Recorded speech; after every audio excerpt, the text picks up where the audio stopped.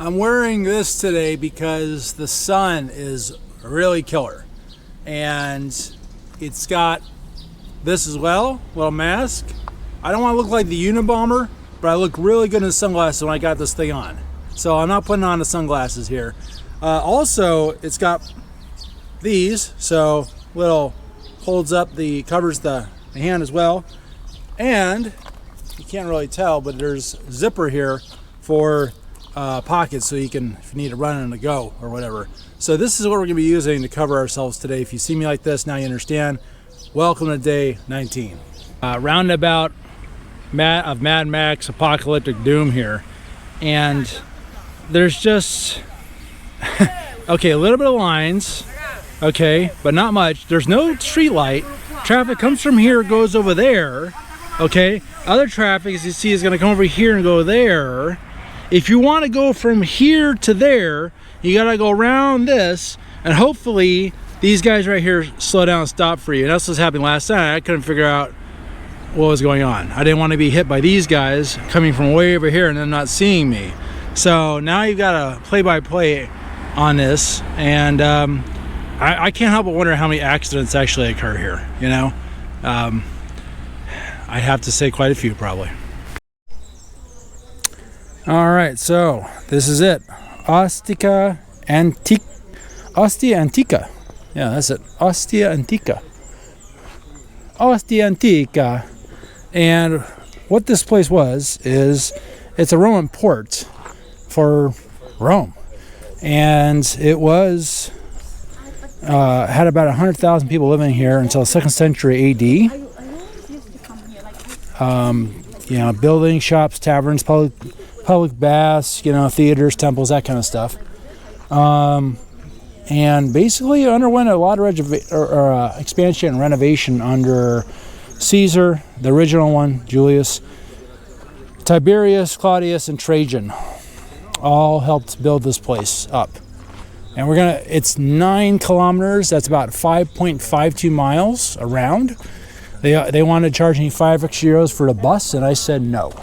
I said, get lost, I'm gonna walk it, because I'm cheap. So, again, I want to walk, and why not?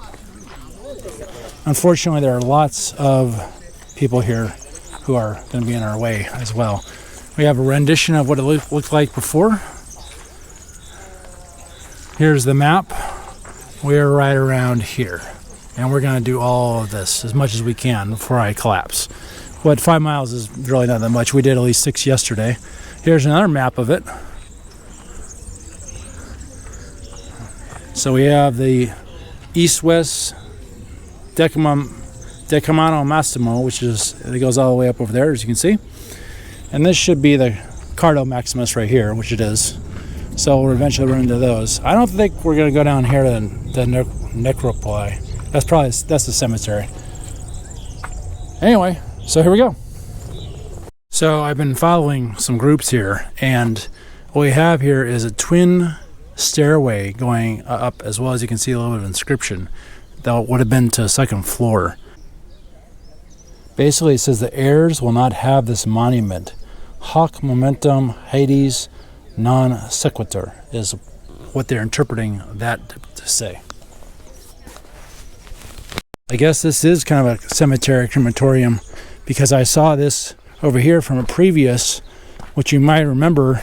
I might have actually cut out, I don't know if put it in, but on day, I think it was 8, this is actually might be a funerary urn that they would put ashes into. So just let you know. So this right here is basically a giant warehouse area, and we are right here on the red dot. We haven't seen any of this part yet, but there's an example of what it looked like. Another rendition. So before the Imperial area, they didn't allow any public or private houses to be built, and they had these marker stones, which you're seeing right here, to basically mark the boundary between the commercial area for the warehouses and private buildings. But as the Imperial time kind of came in, basically that faded away, and the marker stones are left to do nothing now. And that one actually has an inscription on it, but you can't really see it from here. But we have this nice mosaic over here as well. So what you're seeing here are the remains, these pillars that are basically the remains of an aqueduct that was built under Tiberius and Caligula. And before this, the Porta Romana here in Ostia basically ran on cisterns, rainwater, collected and then stored in cisterns or wells, such as this. Well, everything was okay. Everything was working out all right.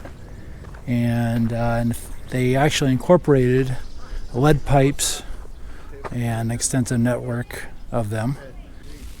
And the aqueduct remained in use until the 5th century, but then it was abandoned.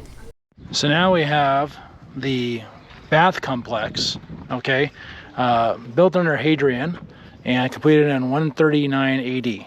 The first room, A, is a cold bath, and then B and C were warm baths, okay? And then D is a calidarium. I don't know what that is, but and then E is basically your gym. So after a gym, you'll get a bath. Above it, because it was a 2-story building, they had apartments and you can rent if you wanted to, and I heard the rent was a little high back then.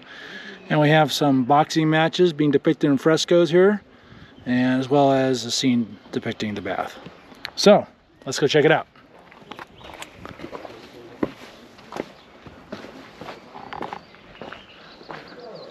The name of it was Termi de, I would presume Neptune, but there's no P in there, so I don't know. So this is Neptune's wife, okay, and she's riding, and her name is Amphitrite. Amphitrite. I cannot pronounce that at all. She's riding a seahorse, accompanied by tritons. The second, obviously, was Neptune. We got that right. And a 4-horse chariot drawn by seahorses, surrounded by dolphins and tritons blowing the shells. Something you can see also at Trevi.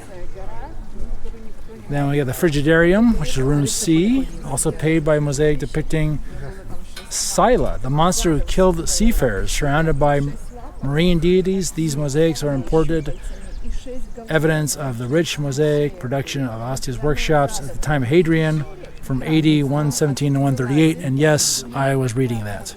So, there we go. Now we know. Gorgeous. I'm going to try and get over to that one too.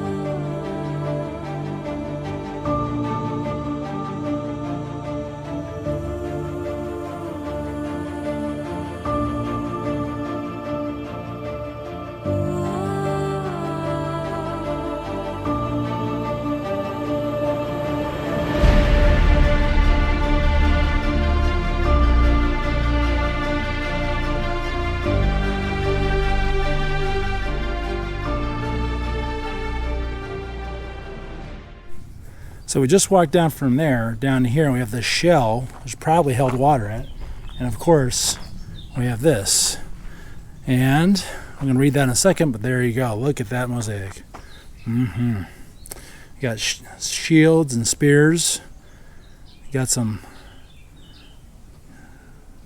bust over there. It has some heads with helmets on them, obviously. All right, so let's read the archaeological surroundings beneath the road, dating to the 2nd century AD, brought to light a bath complex of the period of Claudius from 41 to 54, whose size is impossible to determine. The only portion still visible is a fine and black-white mosaic presenting panels with depictions of weapons and geometric motifs enclosed within a meander border. The central area is adorned with a panel containing depictions of dolphins, flanked by personifications of provinces, Spain, Sicily, Egypt, and Africa, and of the winds, symbolized respectively by women's heads and men's heads. The figurative motives probably allude to the development of maritime... Where am I at? I just lost because I'm looking away. Maritime trade between the provinces of the Western Mediterranean and Rome following the construction of the port of Claudius. So here we go. Read all that. Now you get to see it. Should have probably been showing you the whole time. And there it is. So what really happened here is we already had these baths, okay? In fact, Hadrian came after, Hadrian came after Claudius. So Claudius had these baths, and then Hadrian built on top, which is what a lot of Roman emperors do. They always want to make their own mark, kind of like our own politicians today, and add to something. And so here we are, a wrestling boxing match happening for the gym. When you can come up and touch history like this, it's just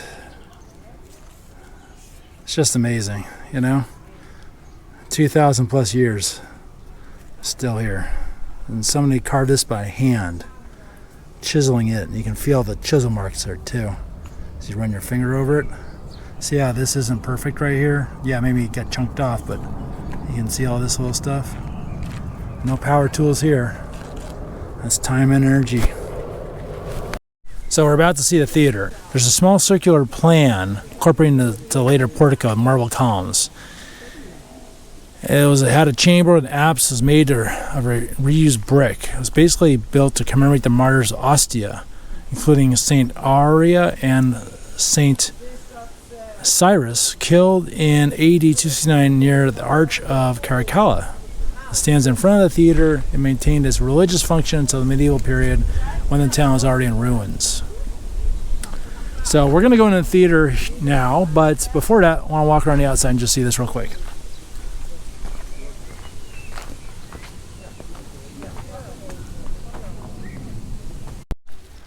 So unfortunately, they're doing construction work, which is good, to repair and maintain, but at the same time, it's getting in the way of our shot. And so this is still the outside of the theater. And so here we are. Here's the theater. That's the gym over there on the other side of those buildings. Just to give you some orientation now. While you're looking around, okay? Yeah. The vast square open towards the Tiber was designed together with the theater in the Augustan period, but was equipped with porticos only during the time of Claudius, mid-1st century AD. Towards the end of the 1st century AD, a temple on a high podium with 2 Corinthian columns at the front was built at the center of the square. It was dedicated to a god of uncertain identity. Another transformation took place in the first half of the 2nd century AD, when the porticos doubled and the earliest floor mosaics were laid. The latter were later remade when the internal space was subdivided into different rooms. The motifs depicted were linked to commercial activities, the presence of inscriptions mentioning corporations of traders, ship owners, and entrepreneurs. Geez, I'm all cattywampus there, sorry. And inscription, ship owners and entrepreneurs from both Ostia and elsewhere support the theory that these were the headquarters of the corporations themselves. Okay, I hope you got all that, even though I was off kilter.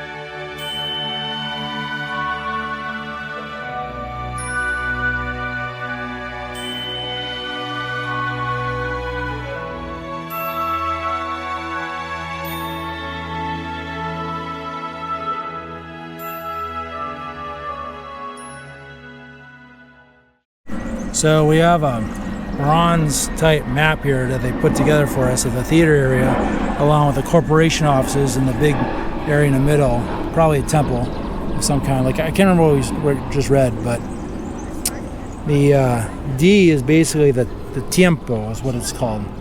Anyway, fascinating. And they got it in Braille too. That's pretty nice.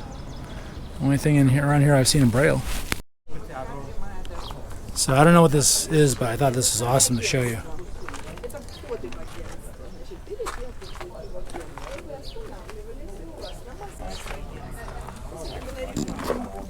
Look at the detail on that.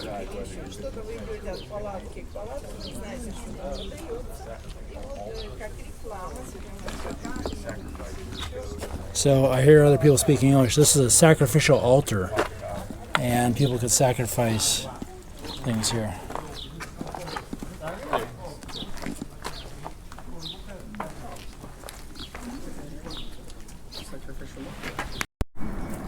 The cult place dedicated to the Eastern god Mithras was installed in an earlier building of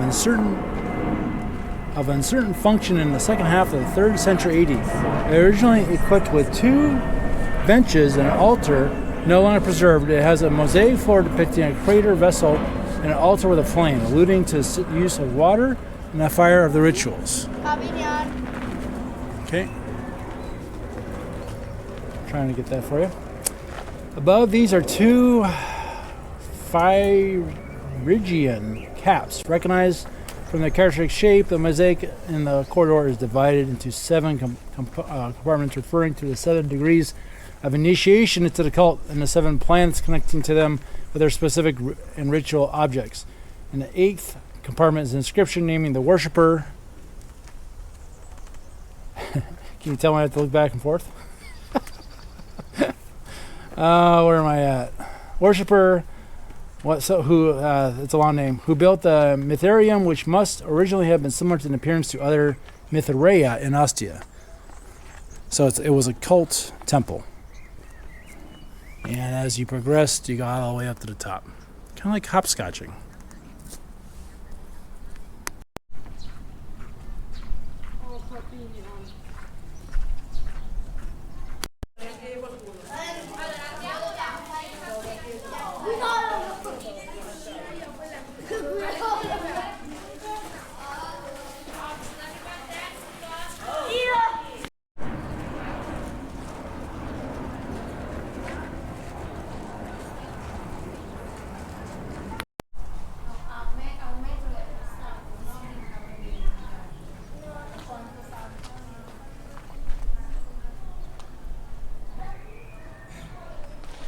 The original marble on the wall.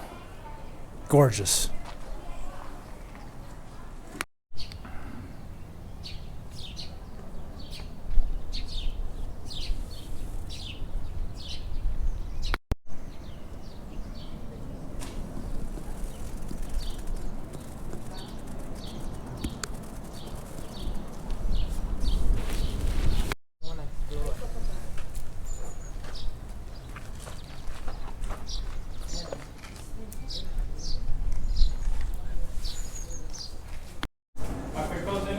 So the wine bar and a little serving area, I guess.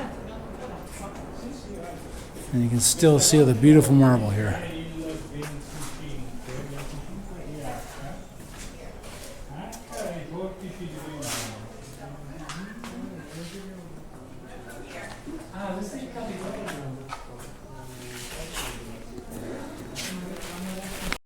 There's just too much to see.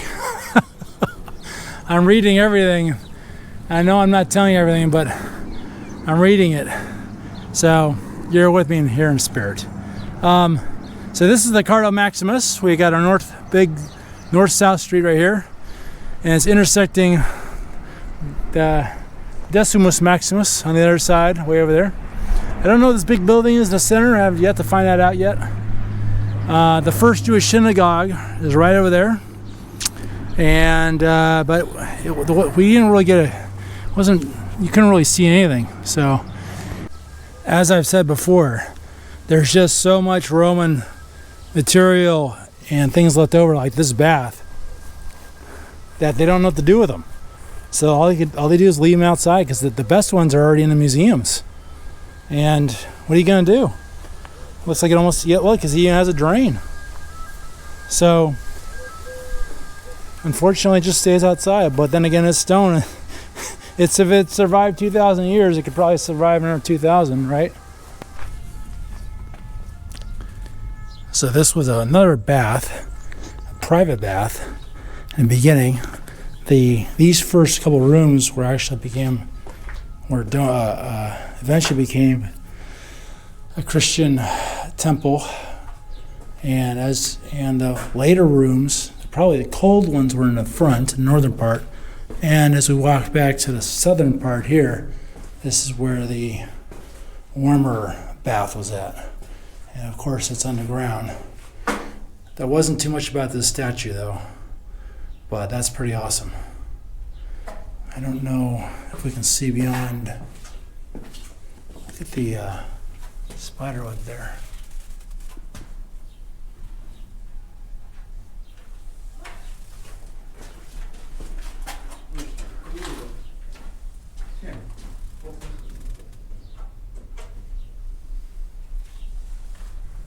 Waiting for something to get something. It goes back there, but you can't really see it. There's barely a little bit of light. Got some visitors coming behind me here.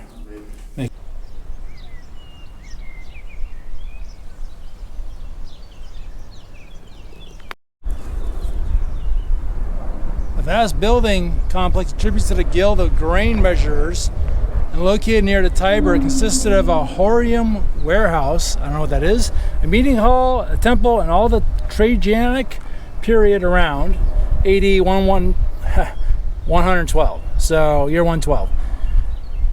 The Horium had a long central courtyard with storage rooms, large rooms opening into the ladder, which may have been used for measuring and checking quantities of grain, as well as the principal activity of the men's stores inside an enclosure. Okay, well, we don't really care. So this is what it looked like. And that was the floor we just saw. And this is what it is now. Sad. Very sad.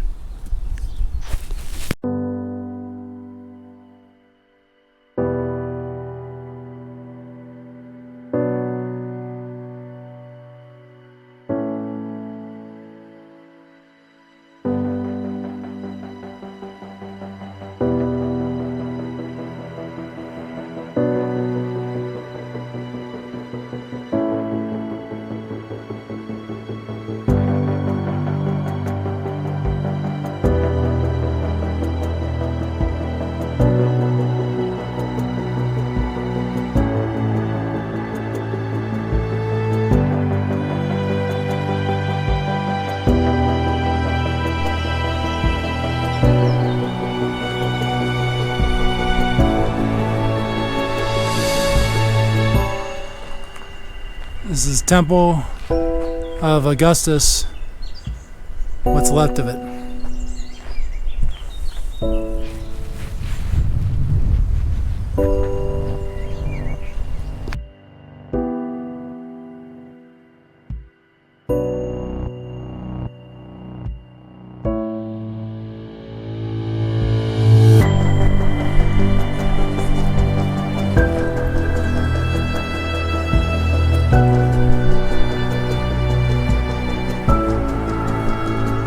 This was in our bath complex.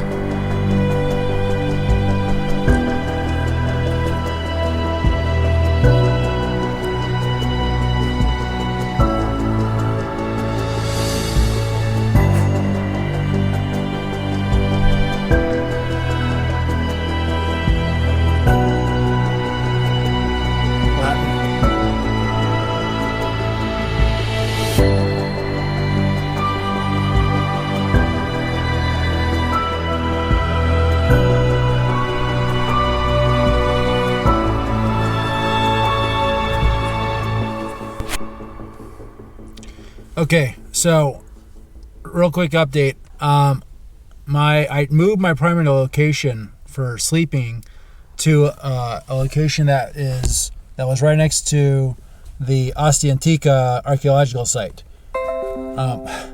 Computer making noise.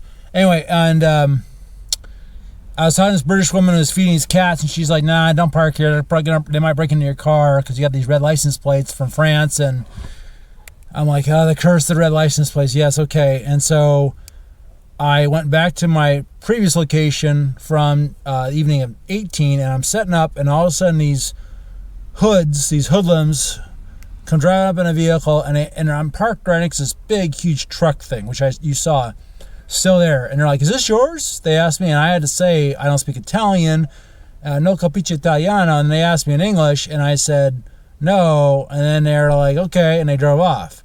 And I'm like, right, I need to get out of here, because if they're going to try and rob that, they don't want me to be there. Anyway, it took me like an hour or more to find this spot. I'll show you in the morning. I'm right next to the big road, but I'm in this basically unused lot with a gate still up, and it says reserved parking, and I don't think anyone's using it at all. And the gate is like this giant thing, but it's straight up in the air. And anyway, so this kind of thing is going to happen from time to time, where you can't, your positions get compromised, and you got to move, and you got to find something, and you can't find anything, and you just got to make do and find something. This actually isn't that bad. I'm in the dark part of this big lot, and hopefully we'll be okay. So if you're driving by, you probably won't see us, but that's why I got to keep the light to real low. I've already put up all the blinders. Anyway, that's the end of day 19. I'll catch you on day 20.